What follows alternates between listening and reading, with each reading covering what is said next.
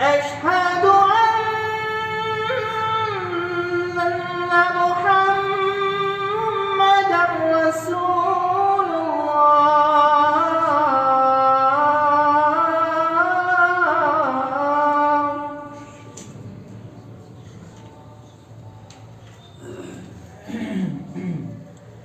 حي على الصلاة.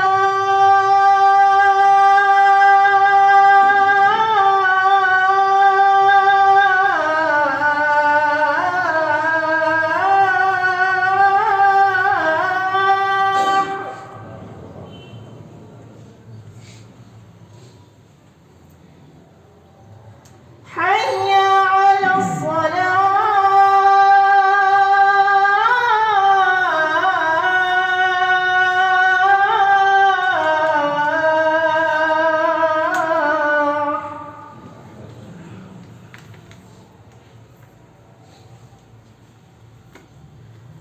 حي على الفلاح.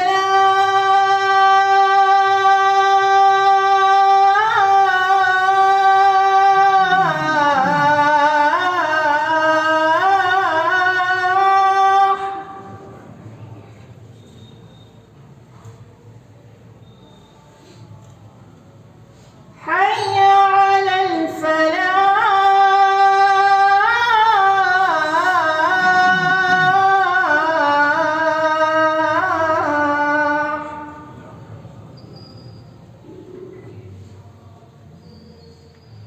الله أكبر. الله أكبر.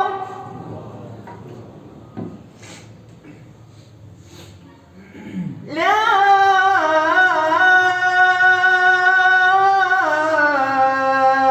إله إلا الله.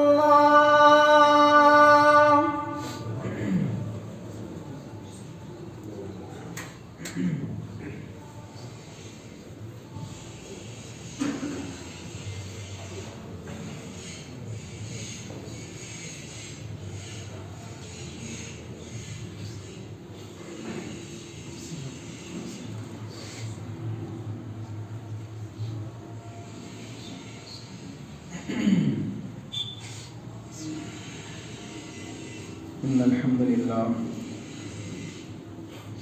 نحمده ونستعينه ونستغفره ونعوذ بالله من شرور أنفسنا ومن سيئات أعمالنا. من يهده الله فلا مضل له ومن يضلل فلا هادي له. وأشهد أن لا إله إلا الله وحده لا شريك له وأشهد أن محمدا عبده ورسوله. أما بعد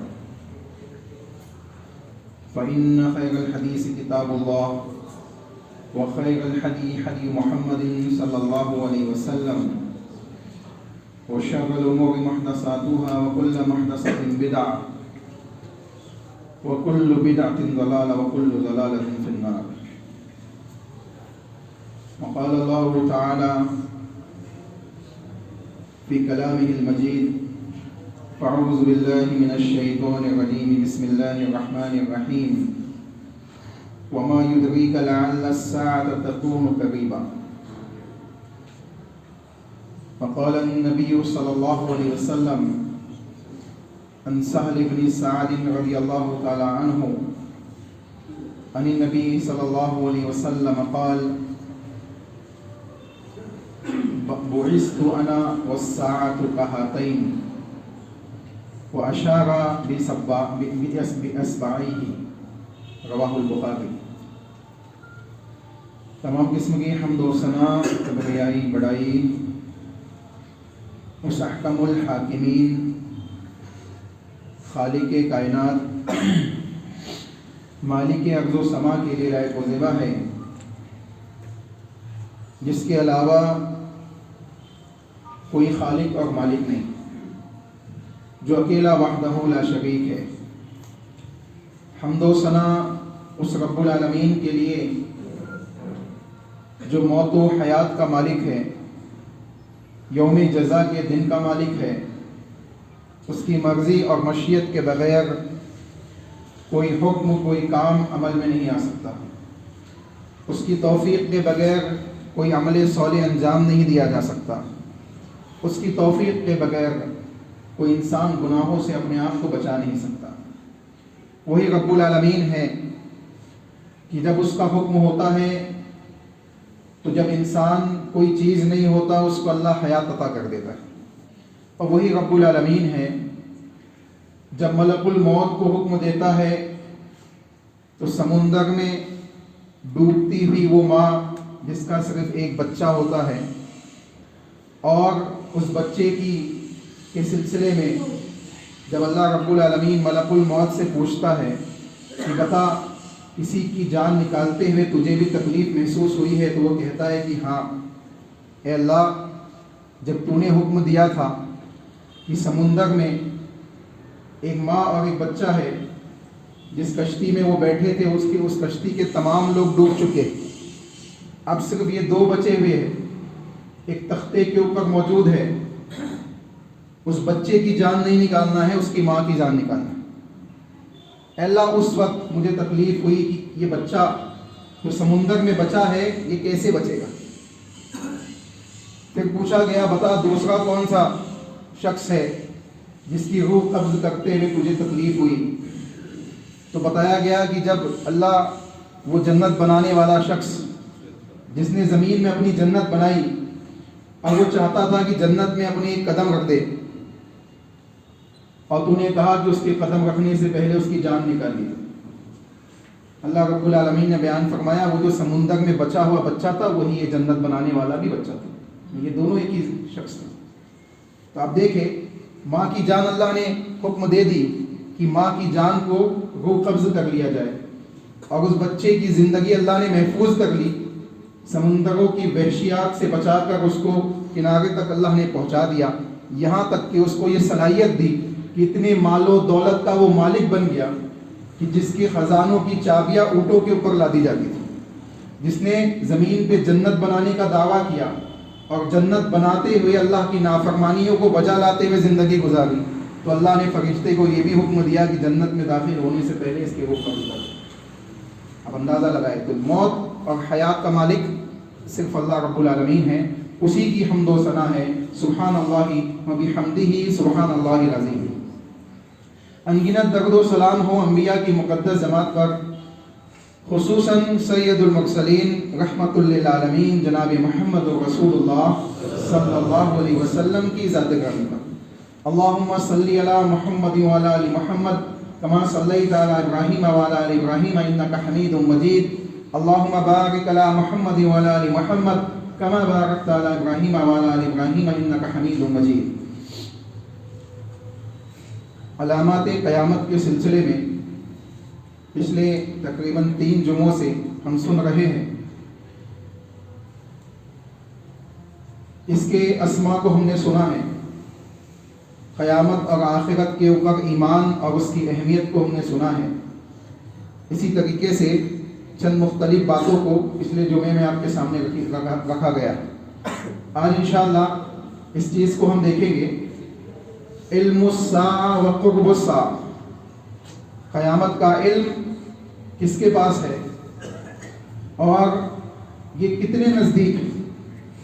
انسان سمجھتا ہے کہ یہ بہت دور ہے، ابھی تو جوانی کی ایج ہے، اور ہر انسان یہی سمجھتا ہے کہ ابھی قیامت واقع ہونے والی نہیں۔ لیکن قیامت کے سلسلے میں جو باتیں آپ کو کتاب و سنت میں ملے گی اس سے آپ کو معلوم پڑے گا کہ یہ بہت نزدیک ہے، زیادہ دور نہیں۔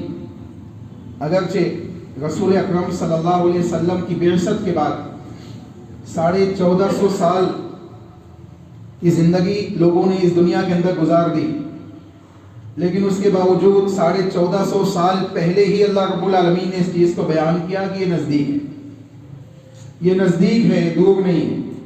کس اعتبار سے نزدیک ہے انشاءاللہ اس کو بھی ہم سمجھیں گے۔ تو آئیے سب سے پہلے تو یہ دیکھتے ہیں کہ علم الساعہ، قیامت کا علم، یہ کس کے پاس ہے؟ کیا انبیاء علیہ السلام میں سے کسی کے پاس قیامت کا علم ہے؟ کیا نبیوں میں سے کوئی قیامت کے سلسلے میں جانتے تھے؟ لمبی حدیث ہے جو اسراء اور معراج کے سلسلے میں بیان کی گئی ہے مختلف احادیث کی کتابوں کے اندر.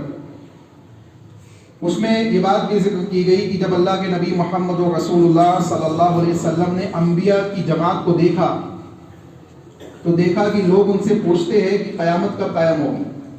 آپس میں وہ ایک دوسرے سے پوچھ رہے ہیں کیا تم جانتے ہو, کیا تم جانتے ہو. ابراہیم علیہ السلام کے پاس مسئلے کو پیش کیا گیا, انہوں نے کہا کہ میں نہیں جانتا. موسیٰ علیہ السلام سے پوچھو, موسیٰ علیہ السلام سے پوچھا گیا, انہوں نے بھی کہا کہ میں نہیں جانتا. پھر عیسیٰ علیہ السلام سے پوچھا گیا, عیسیٰ علیہ السلام نے بھی کہا کہ اس کے وقت کے سلسلے میں تو مجھے معلوم نہیں ہے, لیکن چند نشانیاں ہیں جس کی وضاحت اللہ رب العالمین نے کی. چنانچہ رسول اکرم صلی اللہ علیہ وسلم سے بھی جب یہ سوال کیا جاتا تو اللہ کے نبی محمد رسول اللہ صلی اللہ علیہ وسلم بھی یہی چیز بیان کرتے کہ علامات قیامات اللہ نے بیان کی ہے, اس کا علم نہیں معلوم کہ کب نازل ہوگی, کب وہ وقوع پذیر ہوگی, کب وہ اس دنیا کے اندر اس کو قائم کیا جائے گا, اس کا علم اللہ کے علاوہ کسی کے پاس نہیں. لمبی حدیث ہے, حضرت جبرائیل کے نام سے حدیث آپ لوگوں نے سنی ہے. اس کے اندر یہ چیز بھی سوال کی گئی کہ قیامت کب قائم ہوگی. اللہ کے نبی محمد رسول اللہ صلی اللہ علیہ وسلم نے جواب دیا, میں پوچھنے والے سے زیادہ علم نہیں رکھتا ہوں. یعنی جو پوچھ رہا ہے جب اسی کو نہیں معلوم ہے تو مجھے کیسے معلوم ہوگا, کیونکہ اللہ کے پیغام اسی کے ذریعے مجھ تک آتے. حضرت جبرائیل علیہ السلام رسول اکرم صلی اللہ علیہ وسلم کے پاس موجود ہے, انسانی شکل میں آئے ہوئے اور کئی سوالات کرتے ہیں, جس میں سے قیامت کے سلسلے میں بھی سوال کرتے ہیں. تو اللہ کے نبی جواب دیتے ہیں کہ جو پوچھ رہا ہے اس سے زیادہ مجھے علم نہیں ہے, اگر اس کو نہیں معلوم ہے تو مجھے کیسے معلوم ہو سکتا ہے. مطلب اللہ کے نبی محمد رسول اللہ صلی اللہ علیہ وسلم نے واضح کر دیا کہ نہ جبرائیل کو معلوم ہے نہ محمد رسول اللہ کو معلوم ہے, یہ بات صرف اور صرف اللہ رب العالمین کو معلوم ہے. اس کے بعد اللہ کے نبی صلی اللہ علیہ وسلم نے چند نشانیوں کو بھی اسی حدیث میں بیان کیا. اب آئیے ایک آیت کتاب اللہ کی دیکھتے ہیں جس سے مزید بات واضح ہو جائے. اللہ رب العالمین نے ارشاد فرمایا یسألونک عن الساعۃ, یہ لوگ آپ سے قیامت کے سلسلے میں سوال کرتے ہیں. ایان مرساہ, یہ قیامت کب واقع ہوگی, یہ کب قائم کی جائے گی. اے نبی بتائیے کہ یہ قیامت کب قائم ہوگی, آپ سے سوال کرتے ہیں. قل انما علمها عند ربی, اے نبی آپ کہہ دیجئے اس کا علم صرف اور صرف میرے رب کے پاس ہے, یعنی اللہ رب العالمین ہی کے پاس ہے, اس کے علاوہ کسی کے پاس نہیں ہے. لا یجلیھا لوقتھا الا ہو, اور جب اس کو قائم کرنا ہوگا, اس کا وقت جب آئے گا تو اس کو کوئی قائم نہیں کر سکے گا الا ہو, سوائے اس کے, سوائے اس رب العالمین کے کوئی دوسرا اس قیامت کو قائم نہیں کر سکتا. اس کے حکم کے بغیر یہ قائم ہونے والی نہیں ہے.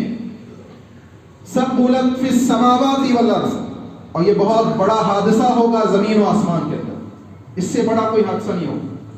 اللہ اکبر. اندازہ لگائے, قیامت کے منظر کو اپنے آنکھوں کے سامنے لائے اور اندازہ لگائے کہ وہ حادثہ جس کے سلسلے میں, جس کے فتنوں کے سلسلے میں یہ بات بیان کی, دجال جو اس کے فتنوں میں سے ایک فتنہ ہے, اس کی علامتوں میں سے ایک علامت ہے, اس کے سلسلے میں بیان کیا گیا کہ کائنات نے ایسا فتنہ نہیں دیکھا ہوگا, ایسی علامت نہیں دیکھی ہوگی جو دجال کی شکل میں ظہور پذیر ہوگی لوگوں کے سامنے. لوگ ایمان کو چھوڑ کر دجال کے اوپر ایمان لانے لگیں گے, اس کی جنتوں کی طرف دوڑنے لگیں گے, حالانکہ وہ جہنم ہوگی. وہ قبر والوں کو حکم دے گا کہ فلاں بن فلاں کھڑے ہو جا, اور شیاطین لوگوں کی شکلوں میں کھڑے ہوتے چلے جائیں گے, اور لوگ سمجھیں گے کہ ہمارے آبا و اجداد کو کھڑے کر دیا ہے, اور موت و حیات کا مالک تو یہی ہے, حالانکہ موت و حیات کا مالک صرف اللہ ہے. اللہ رب العالمین اس کو یہ صلاحیت دے دے گا کہ وہ حکم دے گا اور لوگ کھڑے ہوں گے, حالانکہ وہ لوگ نہیں ہوں گے, وہ انسان نہیں ہوں گے, وہ شیاطین ہوں گے. وہ دجال ہی کے لشکر کے لوگ ہوں گے جو انسانی شکل کو لے کر لوگوں کے سامنے آئیں گے. زمین کو حکم دے گا, زمین اپنے خزانوں کو اگل دے گی, بنجر زمین کو حکم دے گا وہ اناج اگا دے گی, روٹیوں کا پہاڑ اس کے ساتھ چل رہا ہوگا, اور نہریں اس کے ساتھ ہوگی, جنت اور جہنم اس کے ساتھ ہوگی, آسمان کو حکم دے گا وہ بارش برسانے لگے. یہ تمام نشانیاں دکھائے گا اور لوگوں سے کہے گا کہ ایمان لے آؤ مجھ پہ, میں ہی تمہارا رب ہوں. لیکن جو حقیقت میں ایمان والا ہوگا جو حقیقت میں مومن ہوگا وہ کہے گا کہ میرے نبی محمد رسول اللہ صلی اللہ علیہ وسلم نے مجھے بتایا ہے کہ تو دجال ہے. کیوں؟ کیونکہ میرا رب کانا نہیں ہے. وہ کہے گا کہ ٹھیک ہے تو ایمان نہیں لاتا ہے. اس کے 2 حصوں میں تقسیم کرے گا اور جہنم میں ڈال دے گا. حقیقت میں وہ اس کی جنت ہوگی، وہ اللہ کی جنت ہوگی. جو اس کی جہنم ہوگی وہ اللہ کی جنت ہوگی، اور جو اس کی جنت ہوگی وہ حقیقت میں جہنم میں جانے والے لوگ ہوں گے. اندازہ لگا اس سے بڑا کیا فتنہ ہو سکتا ہے. لیکن یہاں قیامت کے سلسلے میں بات بیان کی جا رہی ہے کہ جب یہ قائم ہوگی، ثقلت فی السماوات والارض، آسمانوں اور زمین کے سب سے بڑے حادثات میں سے سب سے بڑا حادثہ یہ ہوگا. اس سے بڑا کوئی حادثہ نہیں ہوگا. اس سے بڑا حادثہ زمین نے کبھی دیکھا ہی نہیں ہوگا، آسمانوں نے کبھی دیکھا نہیں ہوگا. اللہ اکبر. اس کے بعد اللہ نے بیان فرمایا لا تأتیکم الا بغتہ، کوئی نہیں جانتا کہ یہ کب آئے گی سوائے اللہ، سوائے اللہ رب العالمین کے کوئی نہیں جانتا. یسألونک کأنک حفی عنہا، اے نبی یہ آپ سے ایسے سوال کرتے جیسے آپ نے اس کی تحقیق کی. یہ آپ سے اس انداز سے قیامت کا سوال کر رہے ہیں جیسے آپ کو معلوم ہے کہ یہ کب قائم ہونے والی ہے، آپ نے اس کی تحقیق کی ہوئی ہے کہ یہ کب قائم ہونے والی ہے. اے نبی اس کا علم کسی کے پاس نہیں ہے. قل انما علمها عند اللہ، اے نبی آپ کہہ دیجئے اس کا علم تو صرف اللہ رب العالمین کے پاس ہے. ولکن اکثر الناس لا يعلمون، لیکن اکثر لوگ اس بات کو جانتے نہیں ہیں. دیکھیں واضح آیت ہے، اور ایسی آیت کئی آیتیں ایسی قرآن کے اندر موجود ہیں جس سے یہ بات واضح ہوتی ہے کہ صرف اور صرف اللہ رب العالمین ہی کو معلوم ہے کہ قیامت کب قائم ہوگی. حدیث کے اندر آتا ہے لوگ بے خبر ہوں گے، اس سوچ میں ڈوبے ہوئے ہوں گے کہ ابھی قیامت کا وقت تو بہت دور ہے اور قیامت قائم کر دی جائے گی، اچانک قائم کر دی جائے گی، ہمیں معلوم نہیں ہوگا. اسی لیے عبداللہ بن عمر رضی اللہ تعالیٰ عنہ بیان فرماتے ہیں یہ لوگوں جب تم صبح کرو تو شام کا انتظار نہ کرو، اور جب شام کرو تو صبح کا انتظار نہ کرو. مطلب کیا ہے؟ مطلب یہ ہے کہ جب تم صبح کی زندگی اللہ نے تمہیں دی ہے تو یہ نہ سوچو کہ کل اللہ کی عبادت کر لوں گا، بلکہ اسی صبح سے اللہ کی عبادات کے اندر مشغول ہو جاؤ اور اپنی زندگی کے ماضی کے گناہوں سے رجوع کر لو، اللہ کی طرف لوٹ جاؤ. اور جب شام کا وقت مل جائے اور شام میں تمہیں توفیق مل جائے تو یہ نہ سوچو کہ کل سے عبادت اسٹارٹ کروں گا، پتہ نہیں کل دیکھنے ملے یا نہ ملے، کل دیکھنے ملے نہ ملے. ایسا زمانہ آنے والا ہے کہ لوگ صبح ایمان والے ہوں گے، شام میں کافر ہو جائیں گے، شام میں کافر ہوں گے، صبح ایمان والے ہو جائیں گے. یعنی ایمان ایک قسم کا کھیل بن جائے گا، کوئی اہمیت باقی نہیں بچے گی. ایمان کے ماننے والے ایمان کے اندر رہتے ہوئے احساس کمتری کا شکار ہو جائیں گے، دوسروں کے مذاہب کو اچھا سمجھنے لگیں گے، دوسروں کے دین کو اچھا سمجھنے لگیں گے، دوسروں کے کلچر کو اچھا سمجھنے لگیں گے، اور اسلام کی تعلیمات کو حقیر اور کمتر جاننے لگیں گے. اور آپ یقین جانیں، آپ معائنہ کریں، آپ محاسبہ کریں، آج مسلمانوں کے اندر یہ چیز موجود ہوتی چلی جاتی ہے. مسلمانوں کے درمیان یہ ذہنیت پیدا ہو چکی ہے، نوجوانوں کے اندر یہ ذہنیت پیدا ہو چکی ہے، نوجوان لڑکیوں کے اندر، بچیوں کے اندر یہ ذہنیت پیدا ہو چکی ہے کہ ہمارے کلچر میں کیا چیز ہے، پردے کا حکم دیا گیا ہے، ہمارے کلچر میں کیا چیز ہے، ٹخنوں سے اوپر کپڑا رکھنے کا حکم دیا گیا ہے. یہ کیا چیز ہے؟ یہ ماڈرنیشن کے خلاف ہے، یہ ماڈرن فیشن کے خلاف ہے. اللہ اکبر. یہ وہ چیز ہے کہ ہم اسلام کی تعلیمات کو حقیق سمجھنے لگے ہیں اور دوسرے کلچر اور دوسری تعلیمات کو اچھا سمجھنے لگے. جب یہ کیفیت پیدا ہوگی تو ایمان اور اسلام کی کوئی اہمیت دل و دماغ کے اندر موجود نہیں ہوگی، کوئی چیز موجود نہیں ہوگی. اسی لیے رسول اللہ صلی اللہ علیہ وسلم نے بیان فرمایا کہ سب سے ہلکا اور کم ترین درجہ ایمان کا یہ ہے کہ کسی برائی کو دیکھنے کے بعد آپ دل میں اس کو برا جائیں. اب دل سے برائی اگر ختم ہو جائے، اس گندگی کی برائی دل سے بھی ختم ہو جائے تو ایمان بچا تھا، ایمان تو ختم ہو گیا. چنانچہ انسان کو چاہیے کہ وہ جہاں اس کو اسلام کے اوپر اسلام کے احکامات پہ عمل کرنا ہے، وہی اسلام کی تعلیمات کے سلسلے میں اس کو یہ یقین رکھنا ہے کہ اس سے بہترین تعلیمات کوئی دوسری نہیں، اس سے بہترین سسٹم، اس سے بہترین کلچر کوئی دوسرا نہیں ہے. اسی لیے حضرت ابو موسیٰ اشعری رضی اللہ تعالیٰ عنہ کے پاس ایک یہودی آیا، کہنے لگا کہ یہ کیسے نبی کو مانتے ہو؟ محمد صلی اللہ علیہ وسلم کے سلسلے میں کہنے لگا. یہودی، آپ دیکھیں کیا صحابہ کا جذبہ تھا دین کے سلسلے میں.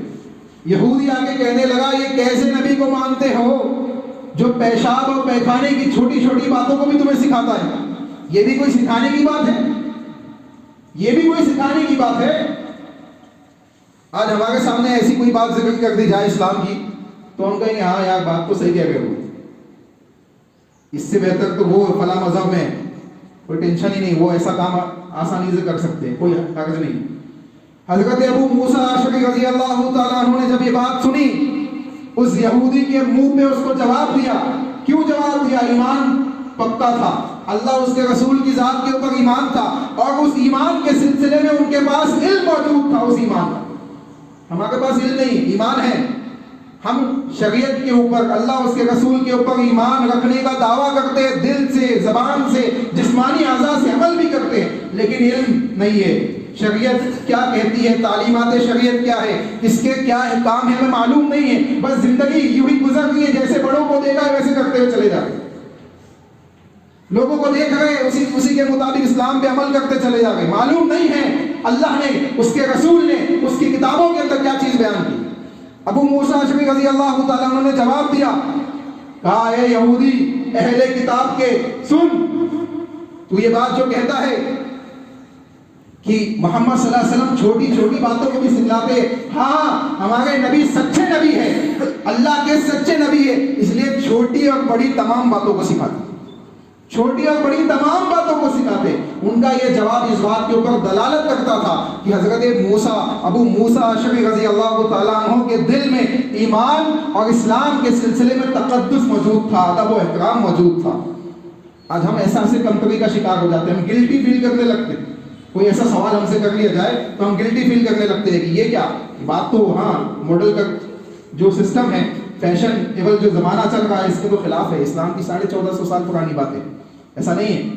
اللہ نے جو دین قیامت تک کے لیے نازل کیا ہے وہ قیامت تک کے لیے اپڈیٹڈ ہے، اس میں کوئی اپڈیٹ ہونے والی چیز نہیں، یہ اپڈیٹڈ دین ہے، کوئی نئی چیز اپڈیٹ ہونے والی نہیں ہے اس میں۔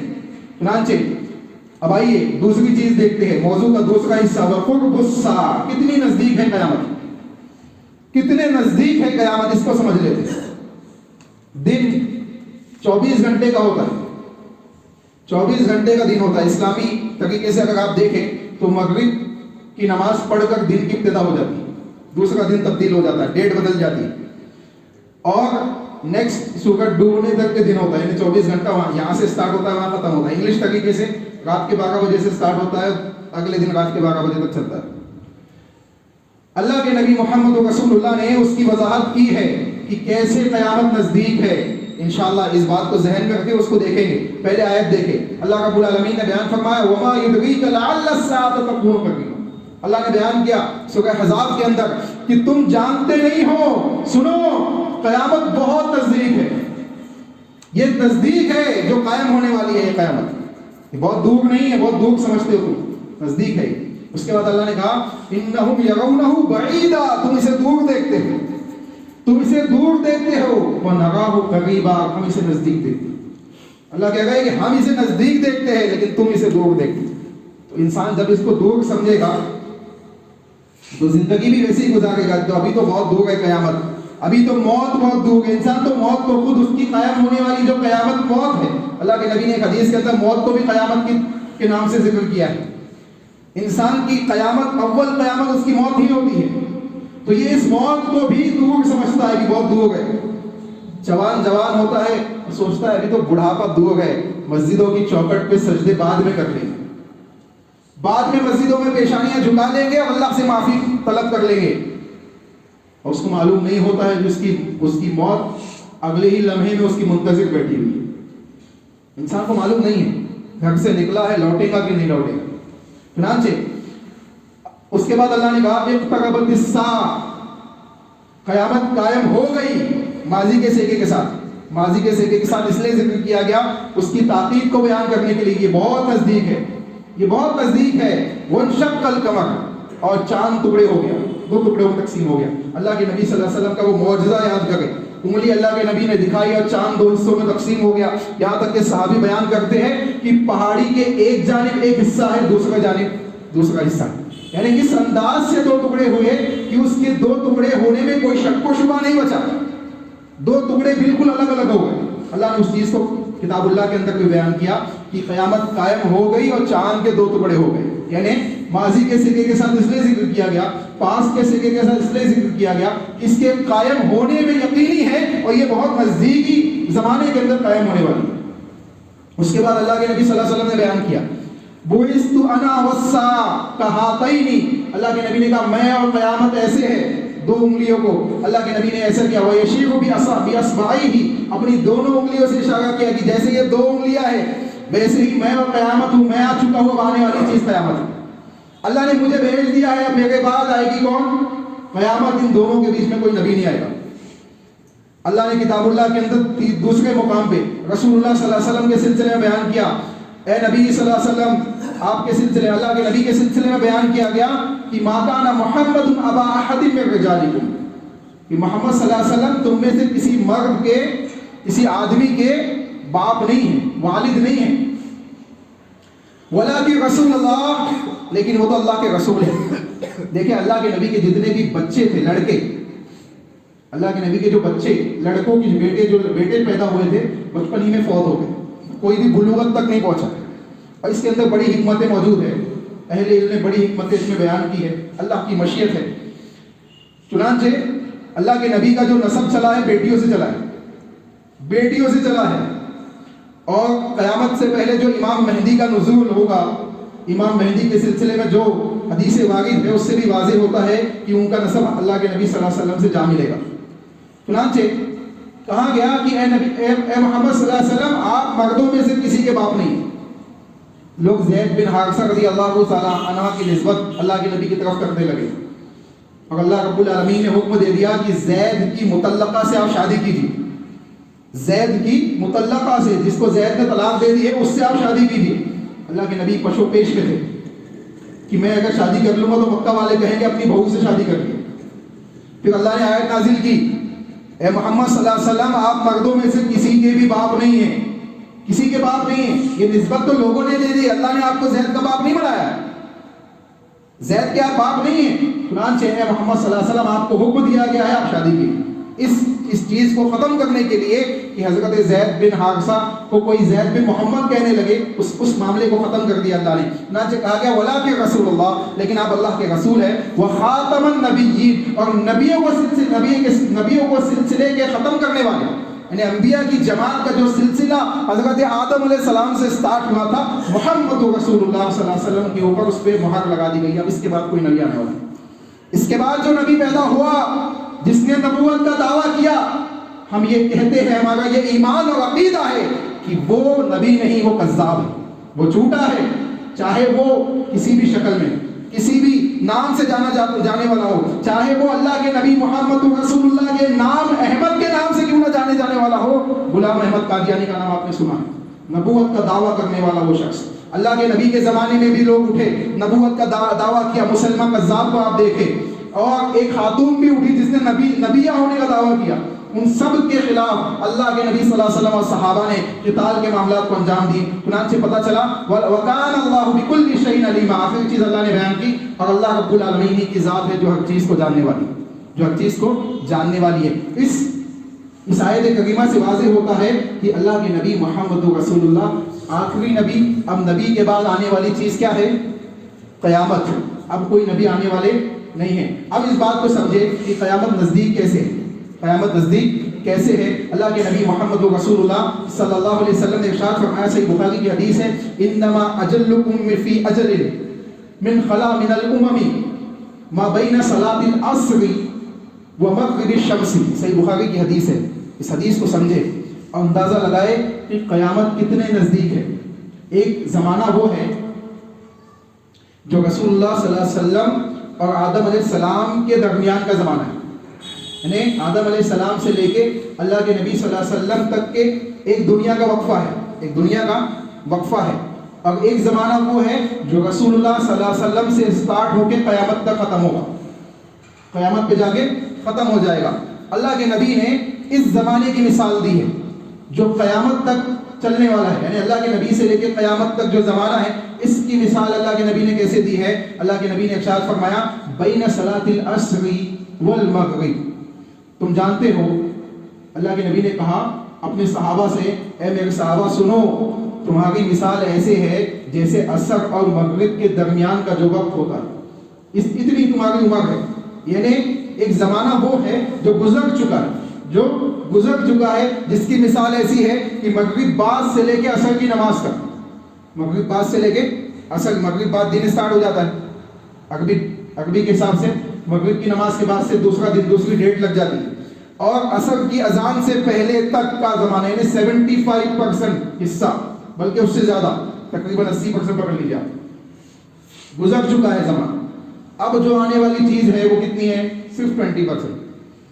عصر اور مغرب کے درمیان کا جو وقت ہے، اس کی مثال اللہ کے نبی نے دی کہ گویا یہ ایسے ہے جیسے یہ قیامت کا اتنا ہی وقت باقی ہے. تو آپ اندازہ لگائے کہ اب جو چیز رسول اللہ صلی اللہ علیہ وسلم کے بعد آنے والی چیز ہے وہ قیامت. اور اللہ کے نبی نے کہا بُعِثْتُ أَنَا وَالسَّاعَةُ كَهَاتَيْنِ کہ میں بھیج دیا گیا ہوں، اب آنے والی چیز قیامت ہے. اس کو بھی سمجھ لے، اللہ کے نبی صلی اللہ علیہ وسلم کا بھیجا جانا، نبی صلی اللہ علیہ وسلم کے آنے سے پہلے قیامت نہیں آ سکتی تھی.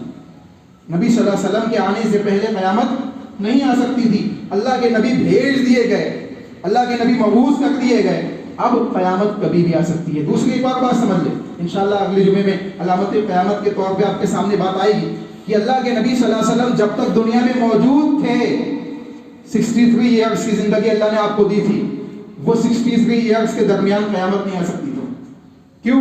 کیونکہ اللہ کے نبی کا بھیجا جانا اور اللہ کے نبی صلی اللہ علیہ وسلم کی موت، اس دنیا سے جانا، یہ بھی علامت قیامت میں سے ہے. اللہ کے نبی گئے، اب اس کے بعد قیامت کب قائم ہوگی؟ جب قیامت کی وہ نشانی اللہ کے نبی محمد رسول اللہ نے جو بیان کی ہے، ہم اس کو اپنی آنکھوں سے دیکھتے جا گئے، لیکن قیامت کا نزول، قیامت کا قائم ہونا، یہ اللہ رب العالمین کے علم میں ہے. کب اللہ رب العالمین قائم کر دے یہ ہمیں نہیں معلوم. اللہ سے دعا ہے کہ اللہ ہمیں صحیح معنوں میں ان باتوں کو سمجھنے کی توفیق عطا فرمائے، اور آنے والی اس دائمی زندگی کے لیے، اس حادثے کے لیے جو زمین و آسمان کے اندر سب سے بڑا حادثہ ہے، قیامت کی شکل میں جو قائم ہونے والا ہے، اس آنے والے دن کے لیے ہمیں تیاری کرنے کی توفیق عطا فرمائے. اللہ سے دعا ہے کہ اللہ ہمیں صحیح معنوں میں اللہ اس کے رسول کی اطاعت کے ساتھ اپنی زندگیوں کو گزارنے کی توفیق عطا فرمائے، فہم صحابہ اور منہج صحابہ کے مطابق اپنی زندگیوں کو گزارنے کی توفیق عطا فرمائے. اللہ ہم سے جو غلطیاں سرزد ہوئی ہیں ماضی میں، اللہ ان غلطیوں سے ہم توبہ کرتے ہیں، توبۃ النصوحہ کرتے ہیں. اللہ ہمیں اپنے گناہوں سے معاف فرما، اللہ ہمیں اپنی غلطیوں سے رجوع کرنے کی توفیق عطا فرما، اللہ ہمیں توبۃ النصوحہ کرنے کی توفیق عطا فرما. اللہ ہمیں عمل صالح کو اپنی زندگی کے اندر راہ عمل بنانے کی توفیق عطا فرما. اللہ اس کے رسول کی اطاعت کے ساتھ زندگی گزارنے کی توفیق عطا فرما. اللہ ایسے کاموں کی توفیق عطا فرما جس سے تو خوش و راضی ہو جائے. اللہ ایسے کاموں سے بچنے کی توفیق عطا فرما جس سے تو ناراض ہو جائے، جس سے تو ناخوش ہو جائے، پھر لعنتوں کے ہم مستحق بن جائے. اللہ ایسے تمام کاموں سے ہمیں اپنے آپ کو بچنے کی توفیق عطا فرما. اللہ ہم گنہگار ہیں، خطا کار ہیں، لیکن تیری رحمت سے مایوس نہیں ہیں. اللہ تو ارحم الراحمین ہے، اللہ تو تواب ہے، تو غفور ہے، تو رحمان و رحیم ہے. اللہ تیرے اسماء و صفات کا تجھے واسطہ دے کے ہم تجھ سے سوال کرتے ہیں، تو ہمیں جنت الفردوس میں اعلیٰ مقام عطا فرما. اللہ تو ہمیں جنت الفردوس میں اعلیٰ مقام عطا فرما. اللہ تو جنت الفردوس میں ہمیں اعلیٰ مقام عطا فرما. اللہ جہنم کی آگ سے ہم تمام کی حفاظت فرما. اللہ جہنم کی آگ سے ہم تمام کی حفاظت فرما. اللہ جہنم کی آگ سے ہم تمام کی حفاظت فرما. اللہ جو لوگ اس دنیا سے جا چکے ہیں، جو اپنی قبروں میں موجود ہے، اللہ برزخی زندگی میں ان کے لیے آسانیاں فرما. اللہ ان کے لیے جنتوں کا بستر بچھا. اللہ ان کے لیے جنتوں کی کھڑکیوں کو کھول دے. اللہ ان کو عذاب قبر سے محفوظ فرما. اللہ جو لوگ موجود ہیں ان کو اس آنے والی زندگی کی تیاری کرنے کی توفیق عطا فرما. اللہ جو لوگ موجود ہیں ان کو اللہ اس کے رسول کی اطاعت اور عمل صالح کے ساتھ زندگی گزارنے کی توفیق عطا فرما. اللہ جب میدان محشر قائم ہوگا، تیری رحمت کے سب محتاج ہوگے. اللہ ہم گنہگاروں کو تو اپنی رحمت میں ڈھانپ کر جنت میں داخلہ عطا فرما. اللہ حوض کوثر سے رسول اکرم صلی اللہ علیہ وسلم کے ہاتھوں جام کوثر نصیب فرما. اللہ عرش معلیٰ کے نیچے سایہ عطا فرما. اللہ سیدھے ہاتھ والوں میں داخلہ عطا فرما. اللہ سیدھے ہاتھ میں نامہ اعمال ملنے والوں میں داخلہ عطا فرما. اللہ جو لوگ بنا حساب و کتاب جنت میں جانے والے، اللہ ان میں ہمارا داخلہ عطا فرما. اللہ پل صراط سے آسانی کے ساتھ ہمیں گزار دے. اللہ جنت کے اعلیٰ مقامات میں ہمیں جگہ عطا فرما. اللہ تو ارحم الراحمین ہے. اللہ تو تواب ہے. اللہ ہماری توبہ کو قبول فرما.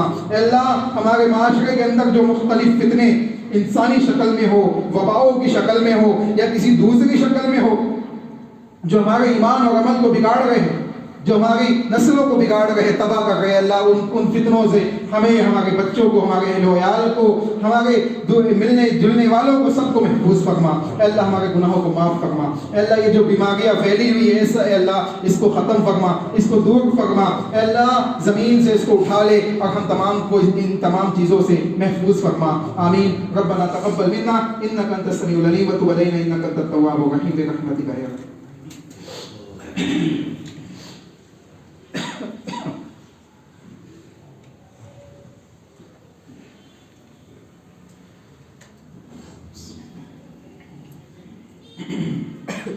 إن الحمد لله نحمده ونستعينه ونستغفره ونعوذ بالله من شرور أنفسنا ومن سيئات أعمالنا من يهده الله فلا مضل له ومن يضلل فلا هادي له وأشهد أن لا إله إلا الله وحده لا شريك له وأشهد أن محمدا عبده ورسوله أما بعد فأعوذ بالله من الشيطان الرجيم بسم الله الرحمن الرحيم إن الله وملائكته يصلون على النبي يا أيها الذين آمنوا صلوا عليه وسلموا تسليما اللهم صل على محمد وعلى آل محمد كما صليت على إبراهيم وعلى آل إبراهيم إنك حميد مجيد اللهم بارك على محمد وعلى آل محمد كما باركت على إبراهيم وعلى آل إبراهيم إنك حميد مجيد عباد الله رحمكم الله إن الله يأمر بالعدل والإحسان وإيتاء ذي القربى وينهى عن الفحشاء والمنكر والبغي يعظكم لعلكم تذكرون قوموا إلى الصلاة